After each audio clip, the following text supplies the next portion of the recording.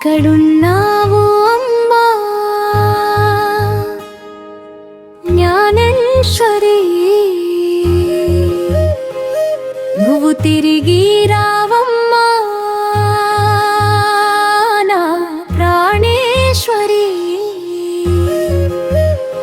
100 ఎకరాల అడవి నిన్ను దాచేసిందా, నా కడుపు కోత దేవుడి కానరాలేదా, నువ్వు లేకపోతే ఇల్లు శూన్యంగా ఉంది,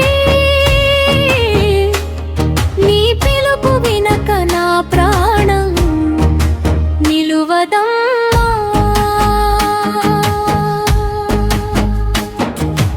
అమ్మా చీకటవుతోంది, అమ్మా భయమేస్తోంది, చుట్టూ అడవి నన్ను భయపెడుతోంది. నాన్న వెనకాలే వచ్చాను, నాన్న చూడలేదు, నువ్వు నన్ను వెతుకుతావని దిక్కు తోచలేదు. ఆకలేస్తోంది అమ్మా, ఏడుపోస్తోంది, నా కన్నీరు తుడవడానికి నువ్వు లేవమ్మా. నువ్వు వెళ్ళిన బాట తెలపాలని, నీతో వచ్చిన జీవం గాయాలతో తిరిగి వచ్చింది.